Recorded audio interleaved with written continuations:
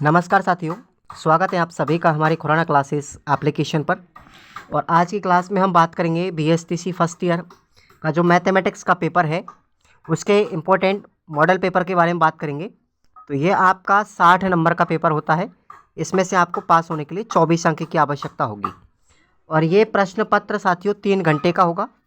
अब आपको पूरा लास्ट तक इन प्रश्नों को पढ़ना है और इनके आंसर भी साथ साथ पढ़ने हैं। पहला प्रश्न है आपका, न्यूटन के गुरुत्वाकर्षण सिद्धांत को भास्कर आचार्य ने क्या नाम दिया था? तो ध्यान रखना है, ऑप्शन आपका बी राइट हो जाएगा, धरणिकात्मक शक्ति। ठीक है, गुरुत्वाकर्षण सिद्धांत जो न्यूटन ने दिया था, भास्कर आचार्य ने उसको धरणिकात्मक शक्ति नाम दिया। अगला क्वेश्चन है, रचनावादी शिक्षण उपागम में केंद्र बिंदु क्या होता है? तो रचनावादी जो होता है साथियों, उसमें जो केंद्र बिंदु होता है वो विद्यार्थी होता है। इस रचनावादी उपागम को हम व्यवहारवादी उपागम भी कहते हैं। ध्यान रखना, व्यवहारवाद उपागम भी कहा जाता है, ये भी आपको ध्यान रखना है। तो केंद्र बिंदु क्या होगा? दोनों में विद्यार्थी होगा। अगला क्वेश्चन है, निम्नलिखित में से किसने शिक्षा की प्रक्रिया को त्रिमुखी कहा है? तो बहुत अच्छा क्वेश्चन है ये, जॉन डेवी इसका राइट आंसर होगा। ऑप्शन आपका सी राइट कर लीजिए। त्रिमुखी प्रक्रिया के अंदर क्या बताया था साथियों? एक तरफ विद्यार्थी बताया, ठीक है, दूसरी तरफ शिक्षक बताया एक पक्ष में, और तीसरे पक्ष में बताया था पाठ्यक्रम। ठीक है, इस तरीके से ये त्रिमुखी प्रक्रिया होती है। ओके, अगला प्रश्न है चौथा। देखिए, आरटीई 2009 के लागू होने पर हर बच्चे को किस कक्षा तक शिक्षा प्राप्त करने का विधिक अधिकार प्राप्त है? तो कक्षा 1 से लेकर के 8वीं तक के बच्चों को, ठीक है, कक्षा 1 से लेकर के 8वीं तक आरटीई अधिनियम में निःशुल्क शिक्षा व अनिवार्य शिक्षा का प्रावधान है। और उम्र पूछे तो साथियों 6 वर्ष से लेकर के 14 वर्ष तक के बच्चे आएंगे इसमें। अगला हमारा क्वेश्चन है पांचवा, गणित की प्रकृति के तत्व बताइए।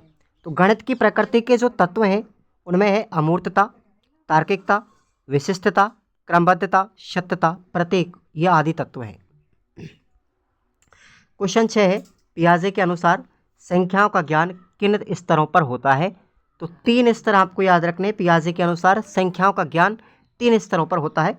पहला स्तर है ऑर्डिनेशन, जिसको क्रमिकता कहते हैं। दूसरा स्तर है कोऑर्डिनेशन, जिसको सह संबंध नाम दिया। और तीसरा स्तर है कंजर्वेशन, जिसको संरक्षण नाम दिया। अगला हमारा क्वेश्चन है 7वां, भारत में प्राथमिक, उच्च प्राथमिक, माध्यमिक और उच्च शिक्षा में जेंडर समानता इंडेक्स क्या है? तो जेंडर समानता इंडेक्स आपसे ऑप्शन में भी पूछा जा सकता है ये। तो प्राथमिक स्तर की बात करेंगे तो 0.94 है। उच्च प्राथमिक स्तर में पूछे तो आपको 0.88 है। माध्यमिक में पूछा जाए तो 0.80 और उच्च शिक्षा में पूछा जाए तो 0.69। ठीक है, तो ये जेंडर समानता है हमारी। अगला क्वेश्चन है, चेकलिस्ट में पोर्टफोलियो क्या है? वेरी वेरी इंपॉर्टेंट क्वेश्चन, हर पेपर में लगभग पूछा जाता है और हर बार पूछा जाता है। पोर्टफोलियो यह है समय की निश्चित अवधि में विद्यार्थी द्वारा किए गए कार्यों का एक संग्रह है। इसमें हम रोजमर्रा के काम लिखते हैं, ध्यान रखना। तो जो दैनिक डायरी होती है ना, उसको हम पोर्टफोलियो के नाम से जानते हैं। चेकलिस्ट क्या है? यह बच्चे के किसी खास व्यवहार या खास क्रिया के बारे में सुव्यवस्थित तरीके से दर्ज की गई सूचनाओं का एक प्रपत्र होता है, जिसे हम चेकलिस्ट कहते हैं। क्वेश्चन हमारा 9वां है, गणित सीखने सिखाने में भाषा की भूमिका पर प्रकाश डालिए।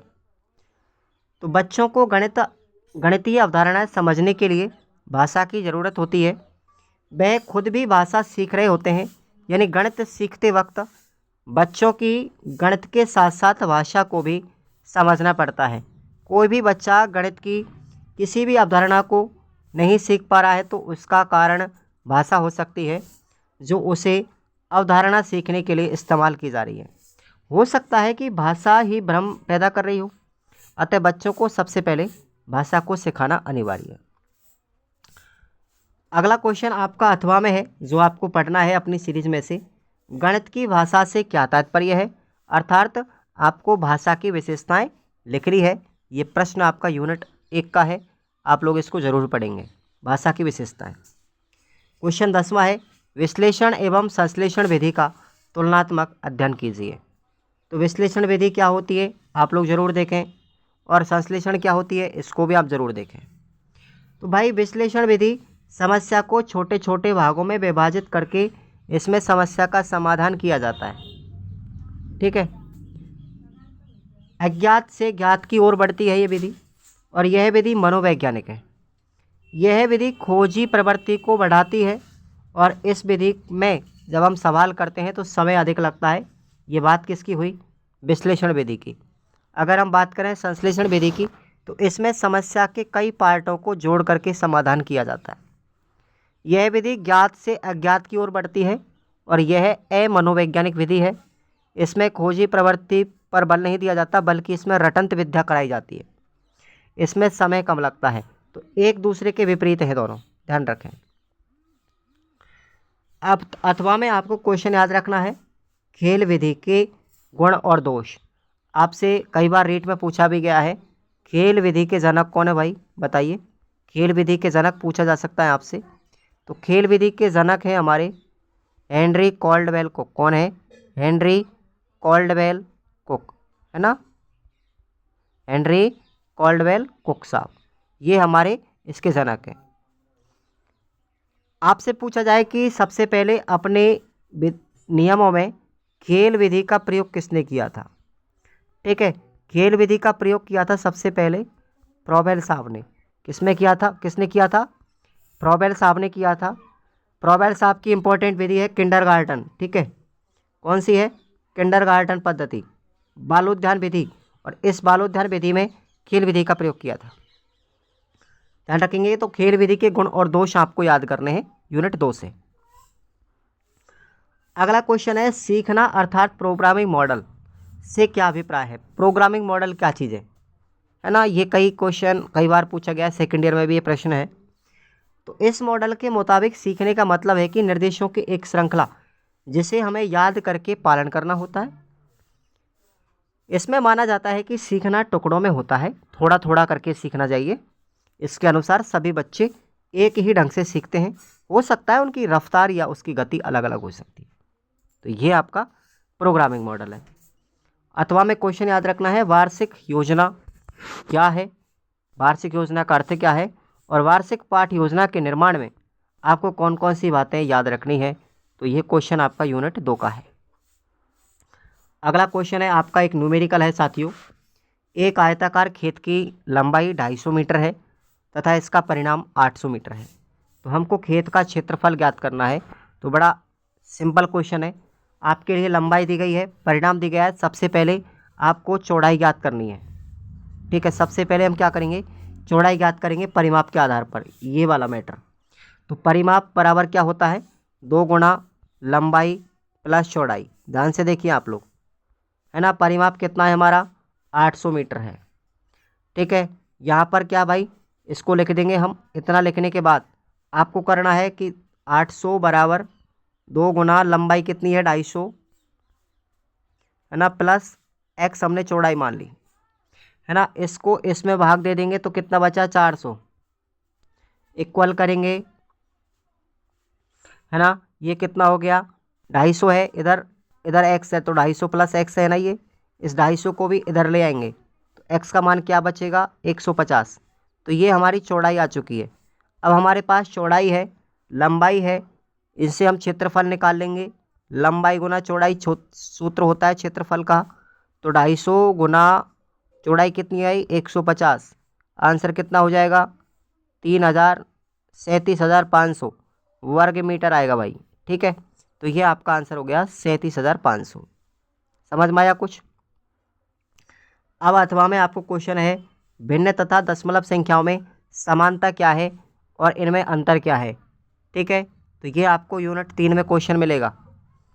नेक्स्ट हमारा क्वेश्चन है 13वां, निम्नलिखित भिन्न जो है, जैसे हमारी 2/3 है या फिर हमारी 5/7 है, कोई भी भिन्न हो सकती है।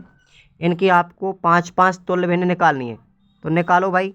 सबसे पहले पहली निकालेंगे तो 2/3 होगी, है ना। देखो आप, पहली 2/3, दूसरी हमको निकालनी है 2/3 गुना 2/2 करेंगे, फिर कितना आ गया, 4/6। तो 4/6 आ गई।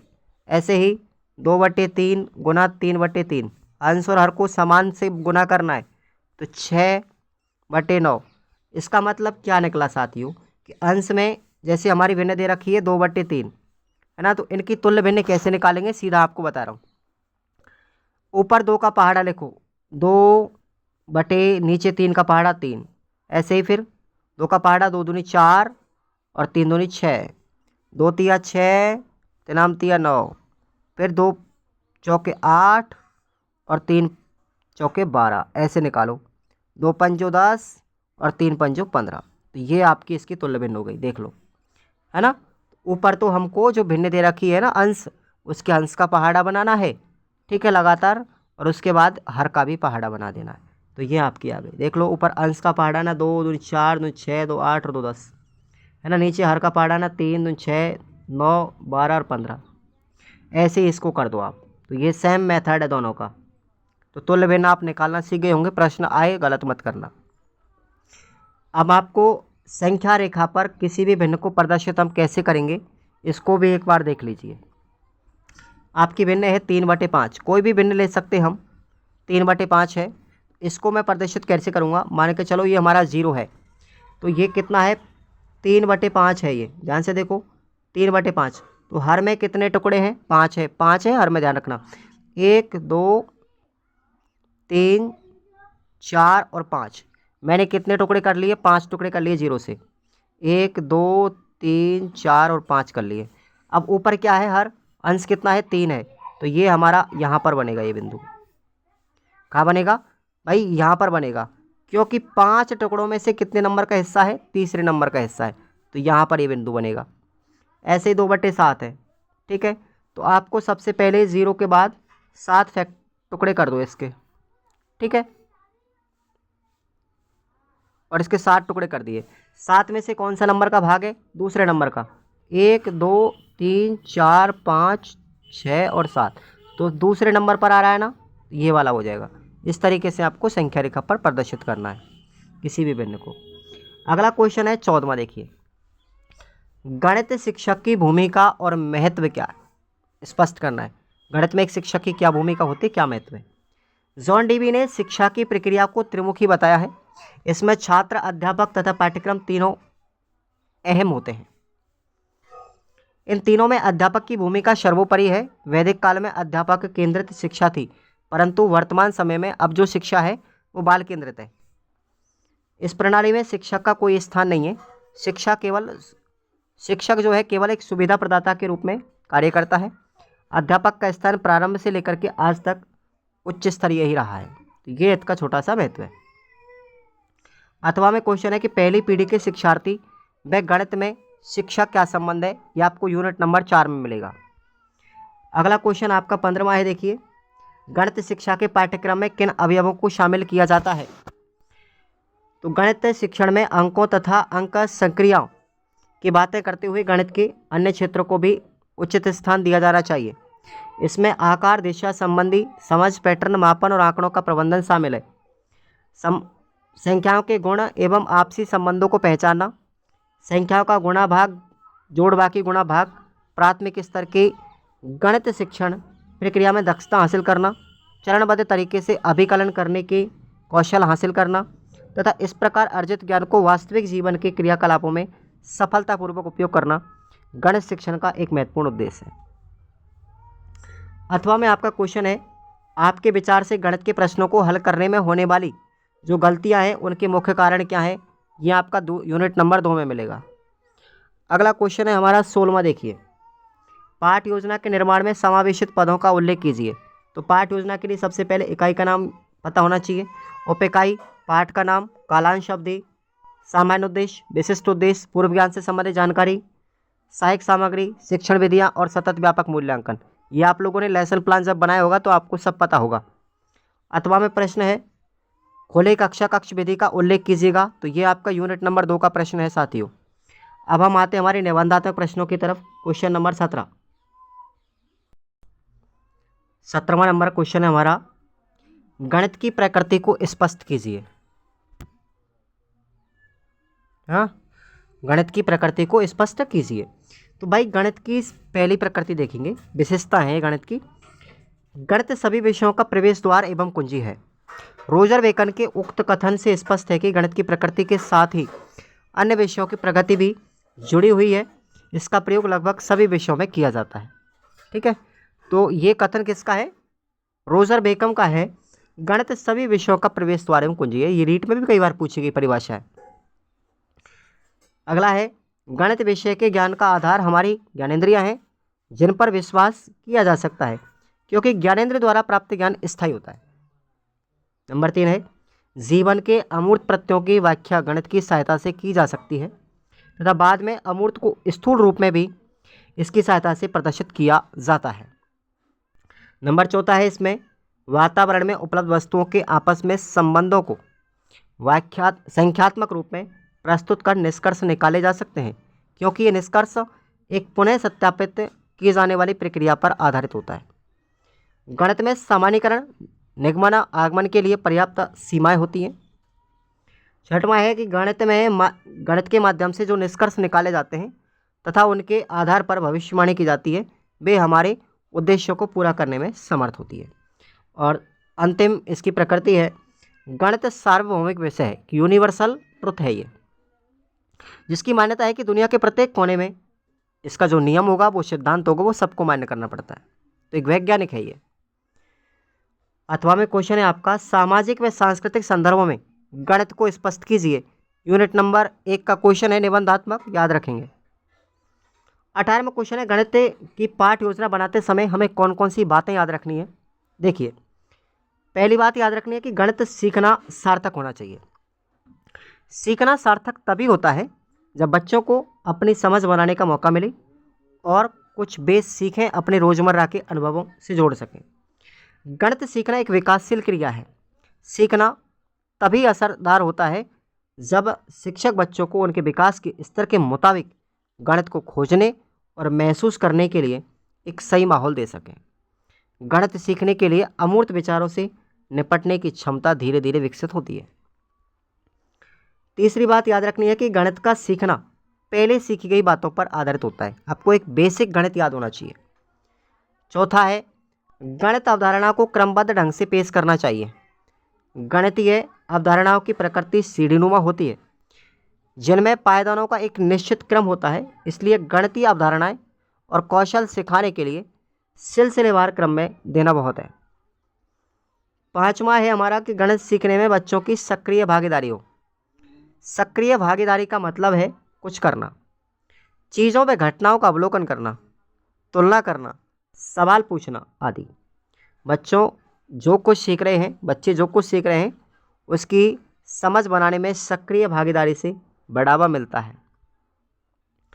छठवीं प्रकृति है, छठवां हम को ध्यान रखना है कि गणित की भाषा बोलना सीखने का एक ज़रूरी हिस्सा है और गणितीय व खेलों में हिस्सा लेने से गणित सीखने में मदद भी मिलती है। तो ये सब बातें ध्यान रखनी है।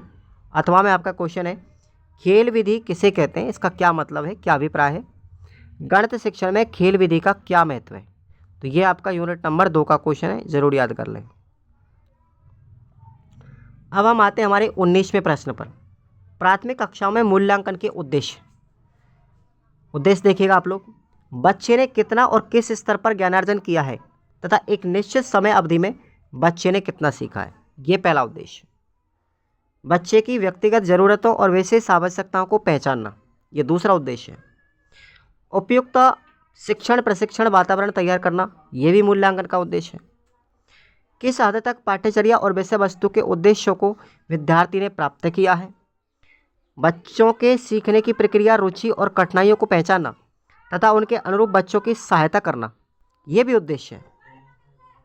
कक्षा में शिक्षण प्रशिक्षण विधि को बेहतर बनाना, अभिभावकों एवं बच्चों को उनके शैक्षणिक उपलब्धियों के बारे में अवगत कराना। 8वां उद्देश्य कि प्रत्येक बच्चे को सीखने सिखाने की प्रक्रिया की पहचान कराना तथा उसे बेहतर बनाकर उनके विकास में सहयोग करना। और 9वां इसका उद्देश्य है मूल्यांकन का कि बच्चों में आत्मविश्वास, आत्मसम्मान और उपलब्धि का भाव जागृत करना। अथवा में आपको क्वेश्चन याद रखना है, सीखने व सिखाने की प्रक्रिया में मूल्यांकन के क्या उद्देश्य हैं। ये आपका यूनिट नंबर 5 का क्वेश्चन है, जरूर याद कर लें। आपका 20वां क्वेश्चन देखिए, गणित शिक्षण में जेंडर के प्रभाव को कम या समाप्त करने के लिए हमें किन किन प्रयासों की आवश्यकता करनी चाहिए, किन किन सुधारों को करना चाहिए।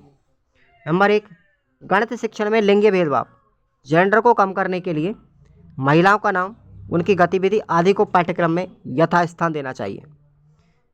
प्रत्येक विद्यालय में महिला शिक्षक होनी चाहिए और अधिक अच्छा रहे यदि महिला अध्यापक ही गणित पढ़ाए तो बेहतर होगा। पाठ्यपुस्तकों में महिला गणितज्ञों की जीवनी को शामिल भी किया जाना चाहिए। गणित अध्यापक अभिभावकों की लड़कियों के गणित शिक्षण के प्रति सोच बदलनी है। ये कभी नहीं सोचना है कि एक लड़की गणित की अध्यापिका नहीं हो सकती है, ये सोच हमको बदलनी है। शिक्षक के द्वारा उपयोग में ली जाने वाली शिक्षण विधियां सरल जीवन से जुड़ी हुई और व्यावहारिक हों, ऐसी सभी की सोच होनी चाहिए जिसको सभी समझ सकें। बालिकाओं को गणित के क्षेत्र में अच्छे प्रदर्शन को प्रोत्साहन करना चाहिए। विज्ञान और गणित विषयों के चुनने के लिए भी उनको प्रोत्साहन करना चाहिए, उनको परामर्श देना चाहिए और आदि प्रयासों से गणित शिक्षा में जेंडर को हम कम कर सकते हैं, उसको समाप्त कर सकते हैं। अथवा में आपका क्वेश्चन है, गणित सबके लिए, इस विचार से संबंधित प्रमुख चुनौतियों को दूर करने में हमें कौन कौन से विचार महत्वपूर्ण भूमिका निभा सकते हैं, आपको वर्णन करना है। यूनिट नंबर 4 का क्वेश्चन है ये, और ये आपका पूरा कंप्लीट मॉडल पेपर होता है मैथमेटिक्स का। प्रश्न यहाँ से खूब आएंगे। अब ध्यान से सुनिए आप लोग, अगर आप रीट की तैयारी कर रहे हैं लेवल 1 की, है ना, और आप पात्रता की तैयारी कर रहे हो लेवल 1 पात्रता की, तो आपको एक MCQ बैच में दे रहा हूँ जिसमें हज़ारों विद्यार्थी अब तक जुड़ चुके हैं हालांकि, और इसका प्राइस भी 151 रुपये मात्र। उत्कर्ष कलाम जितनी भी एकेडमी आप लोग देख पा रहे हो, सबके बजाय आपको पूरा टॉपिक वाइज मिलेगा ये सिस्टम। टॉपिक वाइज आपकी 5 सब्जेक्ट मिलेंगी, साइकोलॉजी, हिंदी, मैथ, है ना, संस्कृत, ये ध्यान रखना, ABS, और आपकी द्वितीय लैंग्वेज में आप इंग्लिश ले सकते हो, संस्कृत ले सकते हो, आपकी इच्छा हो जो। ठीक है, तो ये 5 सब्जेक्ट आपको मिलेंगी। टॉपिक वाइज मिलेगी MCQ, और MCQ भी बड़ी शानदार जानदार है। व्याख्या भी साथ में आपको प्रश्नों की मिलती है नीचे, ताकि आपका और भी प्रश्न क्लियर हो सके। तो सभी लोग जरूर ज्वाइन करना खुराना क्लासेज ऐप पर। Thank you so much.